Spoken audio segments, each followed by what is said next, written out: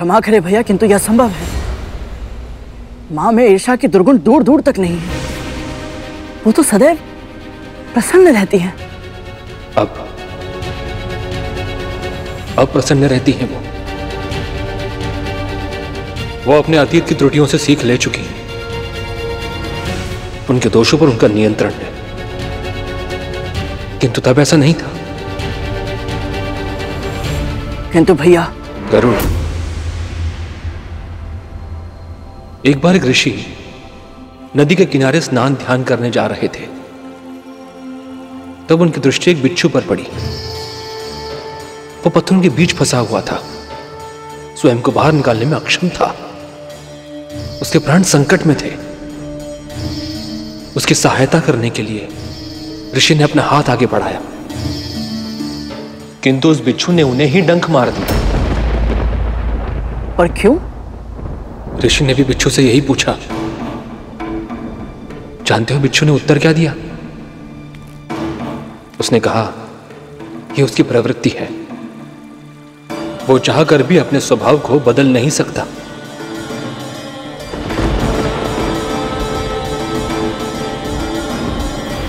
अरिष्टवर्ग अर्थात काम, क्रोध, लोभ, मद, मोह और मत्सर, ये भी एक बिच्छू की तरह ही है गरुड़। इनसे बचने का कितना भी प्रयास करो, ये कभी ना कभी डस ही लेते हैं। विंता मां के साथ भी ऐसा ही हुआ।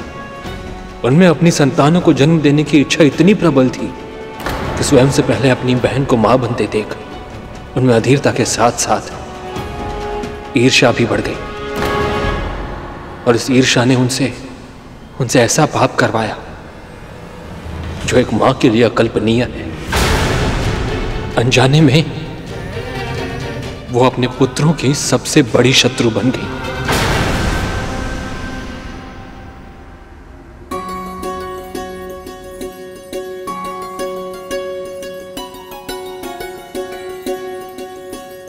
अपनी संतान का पालन पोषण करने का, उनके साथ खेलने का, उन्हें लाड दुलार करने का सौभाग्य इस संसार की सभी माँओं को मिलता है, तो फिर मुझे क्यों नहीं?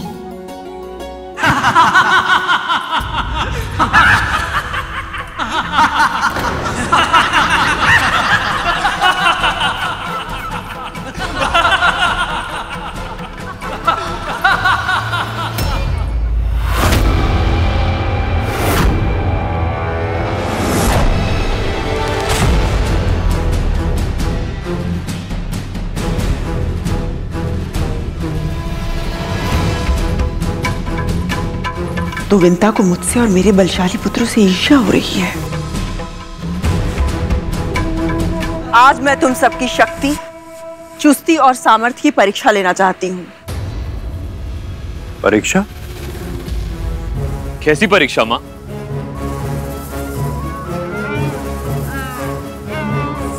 यदि तुम चाहते हो कि मृत्यु तुम्हारे पास भी ना फटके, तो स्वयं मृत्यु का दूत बन जाओ, काल बनकर जाओ और जितने प्राणों का हरण कर सकते हो कर लो।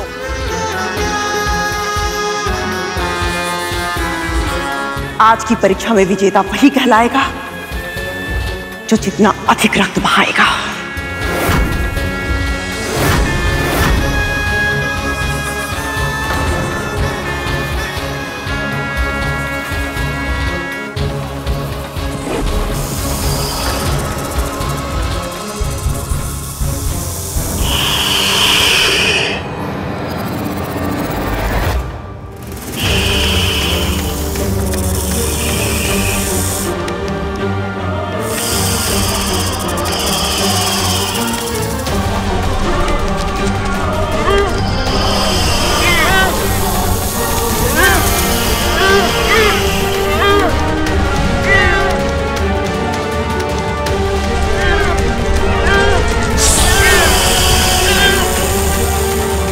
शाबाश मेरे पुत्रों, शाबाश। इतनी आत्माओं को उनके शरीर से मुक्त कर दो कि यमराज को भी तुमसे ईर्ष्या होने लग जाए।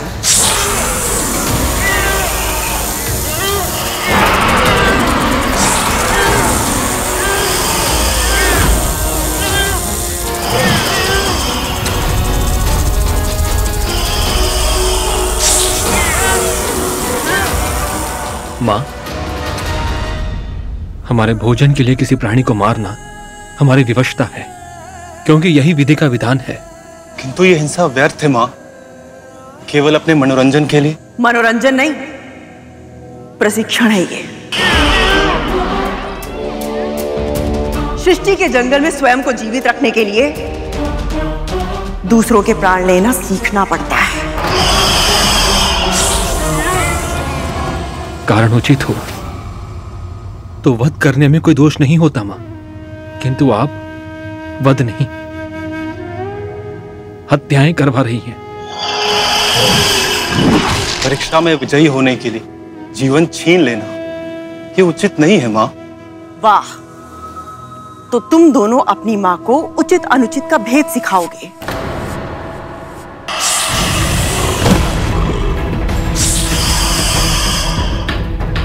हमें क्षमा कर दीजिए मां,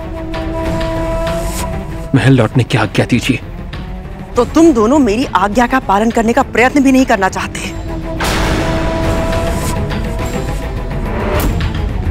जाओ। कद्रू मां का अहंकार इतना अधिक हो गया था कि वो ना तो हमें सुनना चाहती थी, ना ही हमारा दृष्टिकोण समझना चाहती थी। अर्थहीन भीषण रक्तपात देखकर हमारे हृदय में पीड़ा के बवंडर उठ रहे थे, परंतु उन्हें हमारी पीड़ा का आभास तक नहीं था। अपनी आंखें फेर ली थी उन्होंने हमसे, और ऐसे में जब बिंता मां हमारी सहायता के लिए आगे आई। मां, वो कैसे? तुम्हारे सभी भाइयों का जन्म हो चुका है। उनकी माँ के हृदय में प्रसन्नता किसी हिरणी की तरह कुलाचे भर रही है।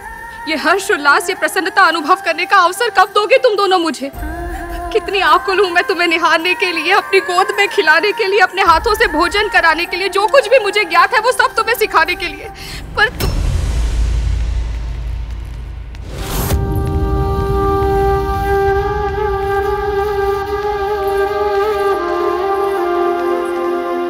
प्रणाम छोटी मां।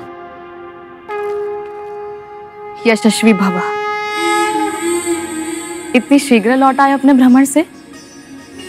वो भ्रमण नहीं था छोटी मां, भंवर था, भंवर जाल।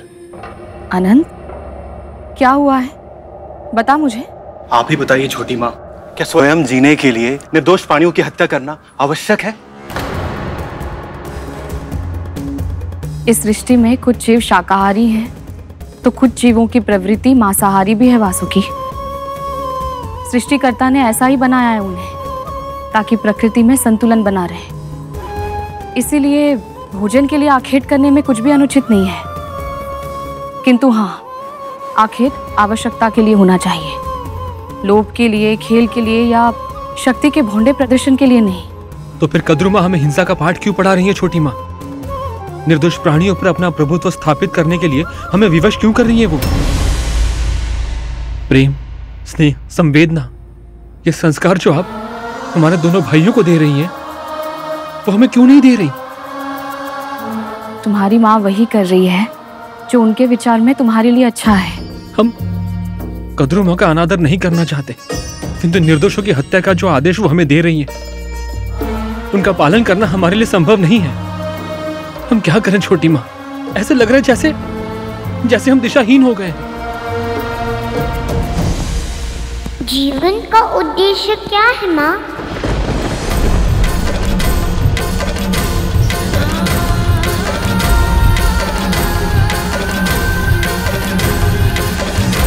पुत्र,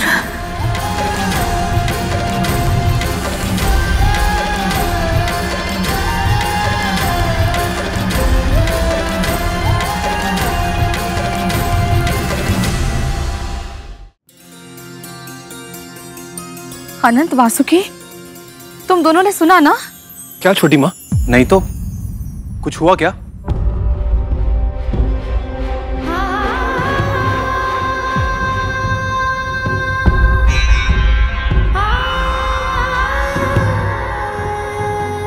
कुछ नहीं।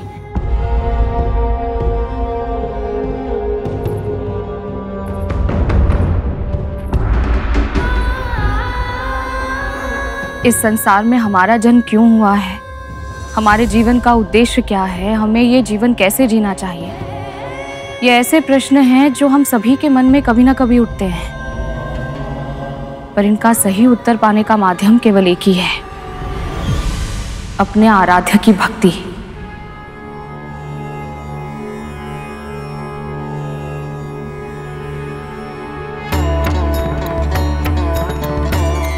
उनके चरणों में चित्त लगाओगे तो अन्य सभी चिंतनों से मुक्त हो जाओगे।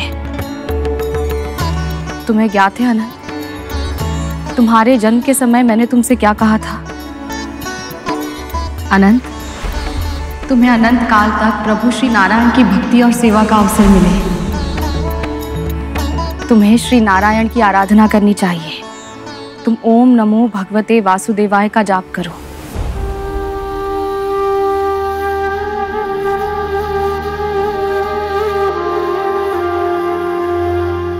और तुम्हें मैंने शिव भक्ति का आशीर्वाद दिया था वासुकी। तुम ओम नमः शिवाय का जाप करो, तुम दोनों के मन को शांति अवश्य मिलेगी।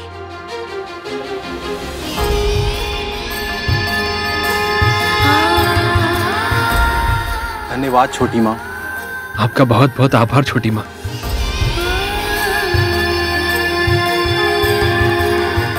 यशस्वी भवा।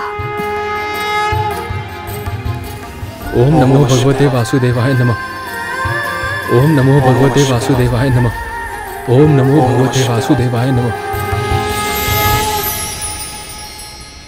और इस प्रकार विंता माँ हमारी प्रथम गुरु बनी।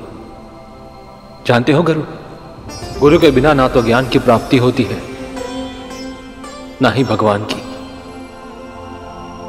यदि विंता माँ ने मुझे भक्ति का मार्ग ना दिखाया होता तो मेरे लिए यहां तक पहुंचना संभव नहीं था। अपने आराध्य, अपने भगवान के दर्शन करने,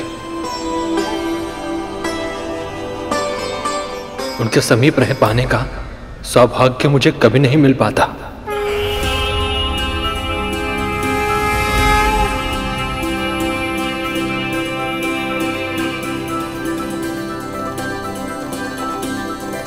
आपके और वासुकी भैया के साथ माँ ने इतना अच्छा व्यवहार किया था, फिर आपने ऐसा क्यों कहा था कि ईर्ष्या के कारण अपने ही पुत्रों की सबसे बड़ी शत्रु बन गई थी वो?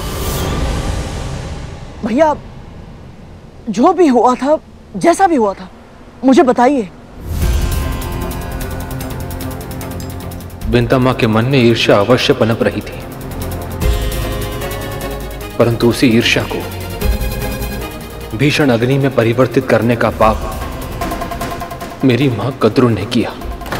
हमारे नाग भाइयों के जन्म के पश्चात हमारे पिता ने संसार के कल्याण के लिए एक बहुत बड़े यज्ञ का आयोजन किया था, और धर्म पत्नी होने के नाते कद्रू मां, दीति मां और विंता मां भी वहां आई थी। गरुड़, व्यंग बाण जब अहंकार के उन्माद में छोड़े जाते हैं तो उनकी धार और अधिक तीक्ष्ण हो जाती है। फिर विंता मां तो पहले से ही ईर्ष्या के ताप में व्याकुल थी। वो उन व्यंग बाणों के प्रहार से नहीं बच पाई। सुना है तुम्हारी संतानें भूमि पर रेंगने में कुशल है। इच्छा अनुसार विष उगलने में भी अत्यधिक कुशल है मेरी संतानें। उनके विष की एक बूंद से देवदानव क्षण भर में अपने प्राण त्याग सकते हैं। तो फिर देवताओं को अवश्य तुम्हारे पुत्रों से डरना चाहिए। हमें किसी से कोई भय नहीं, क्योंकि जब तक गुरु भार्गव का आशीर्वाद हमारे ऊपर है, हमें कुछ नहीं हो सकता। मेरे पुत्रों को किसी से कोई भय नहीं। भय तो विंता को होना चाहिए। इतना समय हो गया है, मेरे 1 सहस्त्र पुत्र जन्म ले चुके हैं, किंतु उसके 2 डिमों में से एक भी डिम परिपक्व नहीं हुआ। न जाने उसमें कुछ है भी या नहीं। कद्रू दीदी, अरे विंता, क्रोधित क्यों हो रही हो? इसमें क्रोधित होने वाली कोई बात नहीं। जितना समय तुम्हारी संतानें टीमों में से बाहर आने में लगा रही हैं, तो शंका तो स्वाभाविक है। है ना? कहीं ऐसा तो नहीं विंता कि तुम्हारे डिम सड़ गए हो? विचार करो, संभावना ही आगे चलकर सत्य बनती है।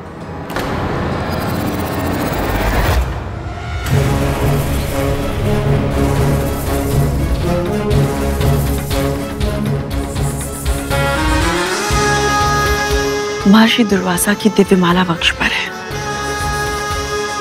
किंतु तुम्हारे कानों में अभी तक संतान की किलकारी नहीं सुनाई थी। कोई ना कोई तो समस्या अवश्य है।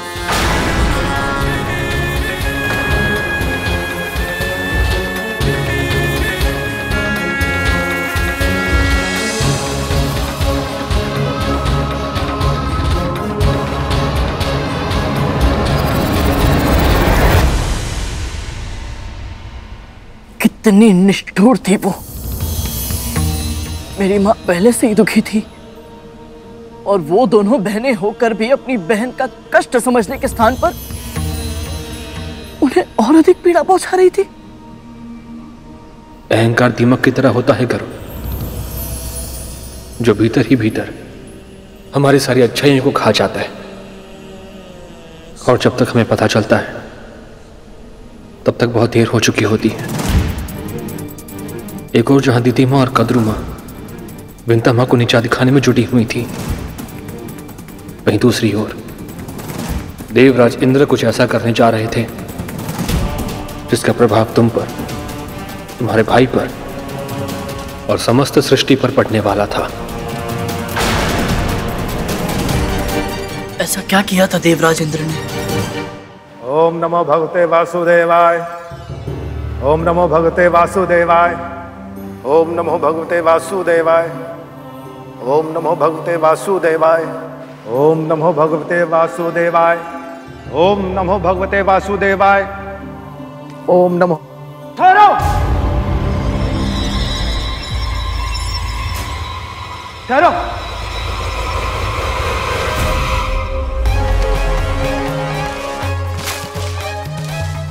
नीचे देखकर चला करो। देवराज इंद्र हूं मैं, मेरी दृष्टि स्वर्ग पर है, भूमि की ओर देख के नहीं चलता मैं। दानवों से पराजित होकर भी अहंकार नहीं गया तुम्हारा? मेरे अहंकार पर कटाक्ष करने से पहले आप अपनी आकृति तो देख लीजिए। सजावट की वस्तु हैं आप और मुझे आदेश देने चले हैं। मुझे आदेश देने से पहले आप अपने आकार और मेरे विस्तार का अंतर तो देख लेते। देखिए मैं कितना विशाल हूं, आप सबसे विशाल। मूर्ख, और उपहास कर रहा है? तूने तो ये वस्त्र भी भिक्षा से अर्जित किए हुए हैं। वो तो तेरे माता पिता के तपोबल का प्रताप है कि तू सर्वस्व खोकर भी अपना शीश इन कंधों पर सुरक्षित रख पा रहा है।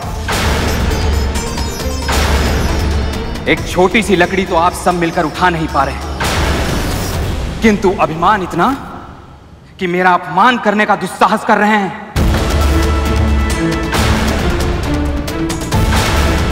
हम आकार में भले ही छोटे हैं, लेकिन हम मिलकर जब कोई कार्य करते हैं तो असंभव को भी संभव बना देते हैं।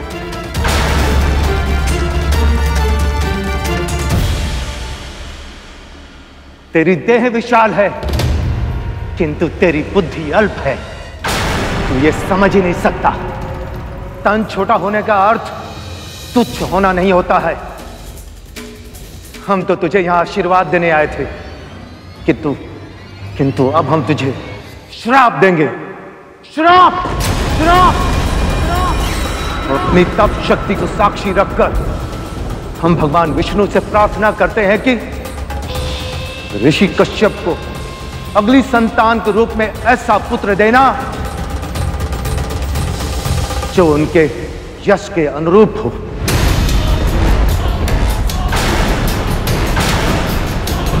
जो इंद्र से सहस्त्र गुणा अधिक शक्तिशाली और बुद्धिमान हो।